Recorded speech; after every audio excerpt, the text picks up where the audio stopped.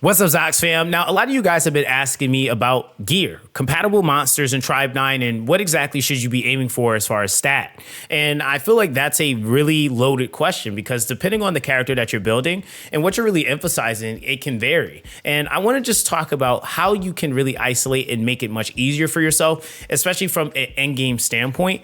And looking at some of the gear that we now have as far as potential options, I want to start out first with diving deep into what exactly are the stats to begin with. Now, keep in mind, in the near future, we are going to have account overviews to help out some people. So make sure you guys join the Discord at some point. I'm going to be trying to do that regularly or as much as I possibly can so that we can help each person to their unique account. And maybe even if you don't get one done, you can maybe get some answers to what might help your account out, right? So let's go ahead and let's jump right into it. So first things first, stats, right? What exactly are the stat values? What is usually, I would say, or typically being manipulated here or having a multiplier applied to it? Well, you got to know what stats you're working with, right? So if we go to our status details, the basic stats are definitely going to be some of the more important stats. I would say that more than likely, generally speaking, you're going to have a ton of substats, especially when you're working your way up on your gear and getting into tier 8 gear. That's going to be allocated or working towards gaining or giving a multiplier to these base values. So the basic stats, for example, are max HP, attack, defense, support, and maximum stamina. There's going to be a lot of things that you'll see substat wise that are going to cater to these things. And these are always safe things to have as a substat role, depending on the character. So for example, if it's your tank and they need to tank more, then defense HP are just always easy go-tos. If they're a DPS, they, for example, will want attack. Now, there are a couple of different stipulations, and this is why it's important to read your character's kits, because, for example, the freebie healer that they give, Koshi, actually scales off of attack. So if you go and you think that, oh, I have more HP or defense, yeah, you'll have more bulk on the character, but you're not actually scaling or making the healing operate better. The other thing is, too, is that a unit might also scale off of a different stat value. So you have to realize or understand that, yeah, there might be a DPS that scales off of something completely different, but you have to read that, right? So again, that is to each character what value they need the most, and really honestly what skill you're utilizing, right? So then when we go into the special status has now different effects here, which is crit rate, crit damage, grit, recovery effect. You have attack speed, moving speed, tension recharge, primary attack damage multiplier, secondary attack damage multiplier, counter attack damage multiplier, strategy skill damage multiplier, chain skill damage multiplier, ultimate skill damage multiplier, damage bonus, and damage taken. Now, a lot of you guys might be saying, well, Zox, I don't even see these typically. A lot of these aren't even like roles you're really getting on pieces. Well, to talk about some of the roles you're going to be seeing, for example, you're going to see things like crit rate, crit damage, which typically is going to be excellent for your damage dealers. A lot of the times, in order for you to double that ratio of damage and then to be able to scale that ratio, you need crit rate to guarantee at least a proccing or chance of doubling it, then crit damage to further scale that amount. Right. And so ultimately, having a good relationship between these two could be quite beneficial for most DPS.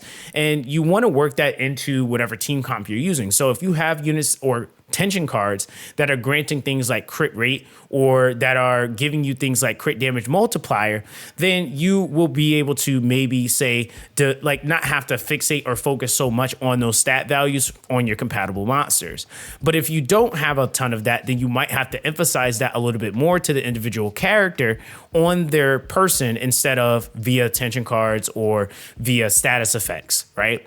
Now, when you're looking at things like, for example, grant recovery effect, that obviously is going to be a massive stat value to invest in for healers. So when you're talking about HP going up and units having more HP to essentially heal, you want to basically increase the effectiveness of those heals that you're getting.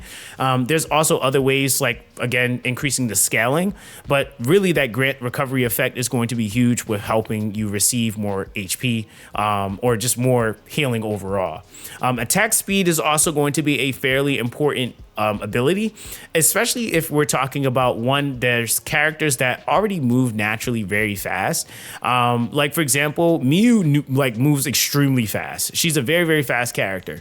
But then you have characters like, say, for example, Roku, who actually moves pretty slow. I mean, he does like charge attack abilities, but that again is just kind of like something he has to build up. But like his normal swing is kind of slow, kind of drags a little bit. So if you're trying to utilize a specific character in a way to where you're having them attack faster or you're having them move faster, there is going to be stats that can allocate into attack speed and movement speed, right?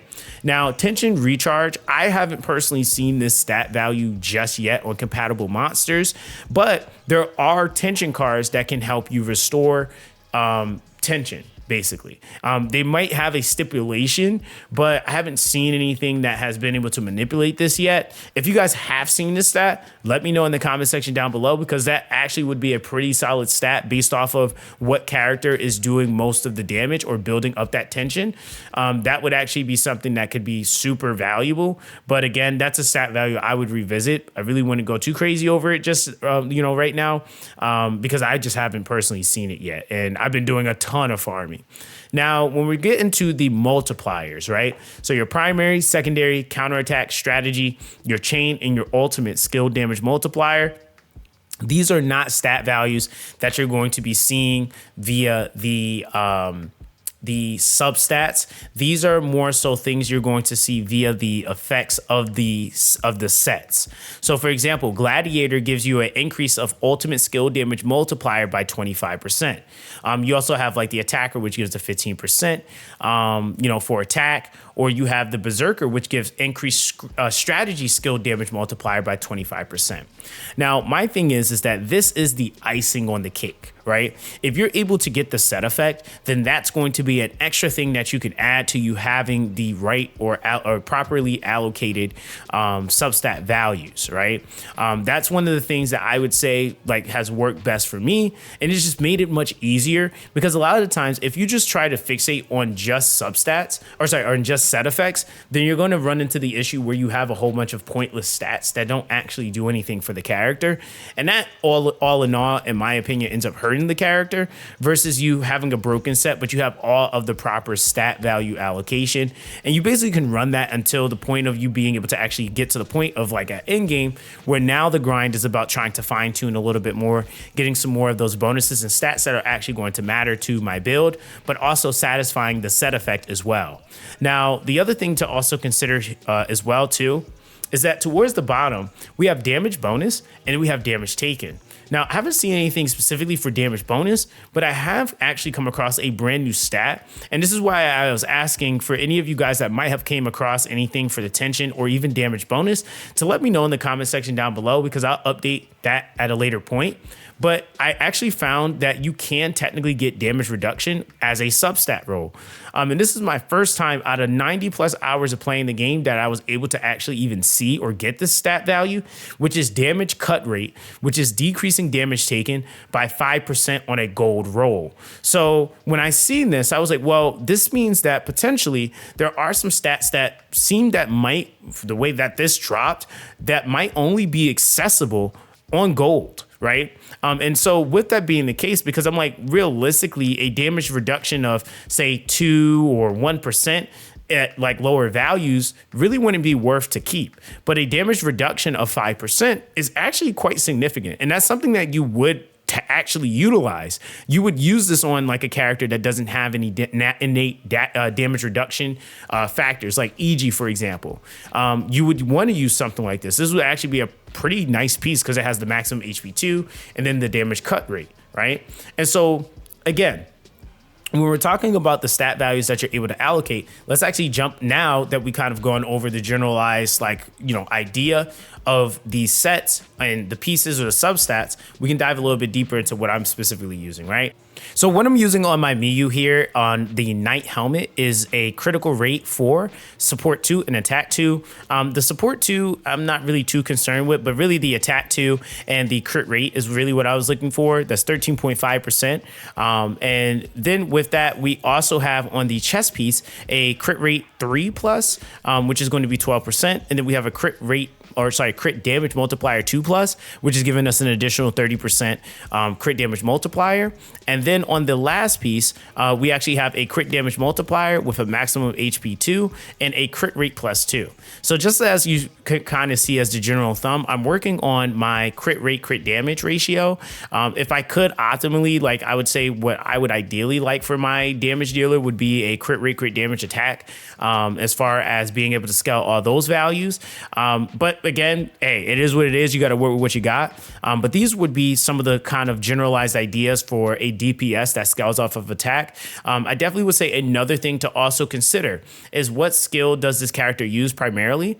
I would say when I'm playing this character, and I can only really speak to that when I'm playing Miyu, I'm using her primary attack quite a bit and counter-attacking. So basically between those two abilities, I usually will summon it's her strategy skill, which is basically the crystal, and it beams. So that does a lot of damage for me as well. But as far as the basis of what I'm generally using, it's the primary attack. And then I'm using the parry, which is the counter attack. So when you're kind of thinking about that, right?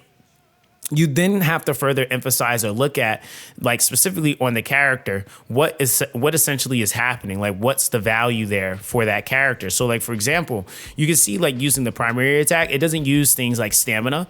It doesn't have an extremely high break value, but what you can see is that it has action damage, for example. So raising the value of the skill will allow you to obviously do more damage with it.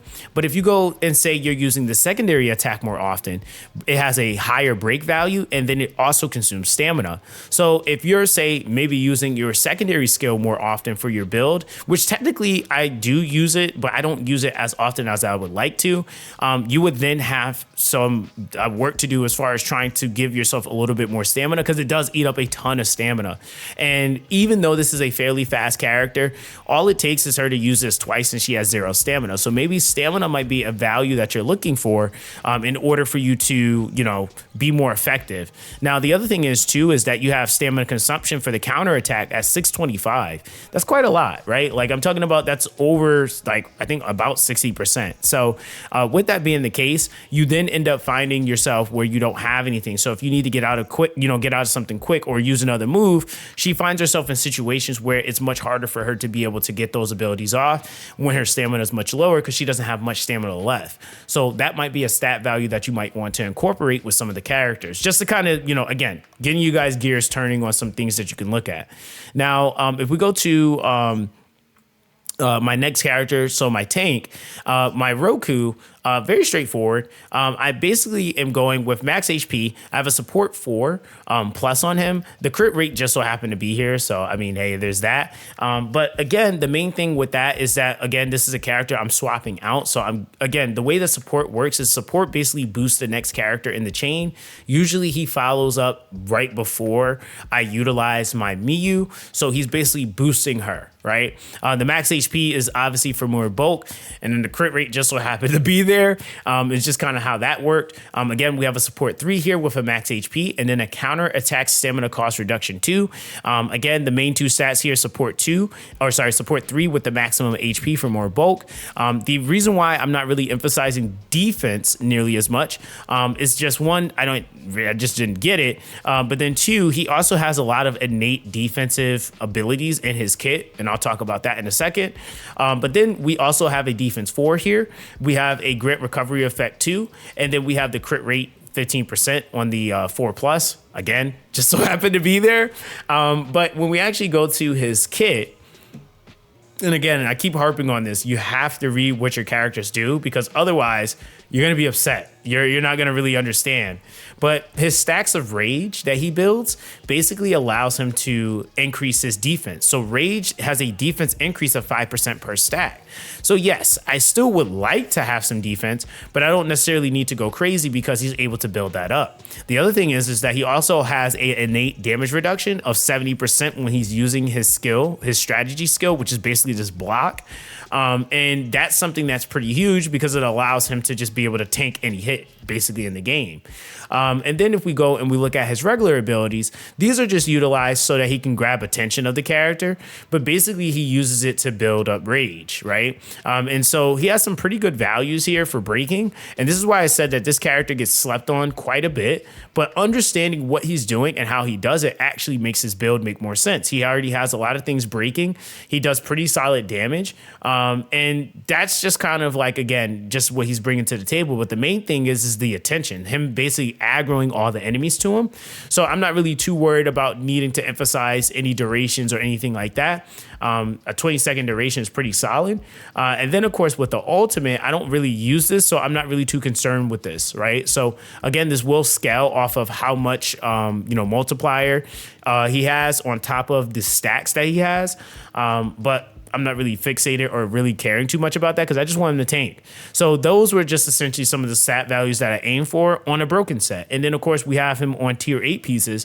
So it just gave him more defense, more maximum HP. The attack was just kind of extra, but really that defense HP were huge. Now, if we go and we take a look at Koshi, and basically what I decided to do for Koshi, there are some pieces that I still need to work out, like the time to eat enhance. That's a okay ability to have powered up. I mean, the main thing is I just want to rank. This ability is basically your ultimate. I will say I don't really use my ultimate, so it's not really a stat value that I want to allocate. And that's why I said, like, when you're gearing, you have to also understand, like, okay, yeah, it has a skill up for that character, but is that even a skill you're really using? No, I don't really use the ultimate. I would actually rather it to be going into the strategy skill or even the skill 1 at that point. So that would actually be more valuable to me. So this would be a piece that I'm going to be working off at some point, but it has the grant recovery effect too and the maximum stamina. So again, that's just kind of like, a placeholder for right now. But I used it and it got me through the game. Now on this piece, we have grant recovery effect 4+, and then we have attack 2+, with the crit rate. Now, one thing that a lot of people don't actually understand about this character is this character actually scales off of attack. So that is including the healing, which also inherently means that this character can do damage. So with that being the case, that means that, things like crit rate, things like attack are actually really good to have on this character. You can still maintain or have some bulk values if you want the character to do more or have, take more hits. But if you're running a tank, realistically, that character should be the one that's aggroing and taking hits.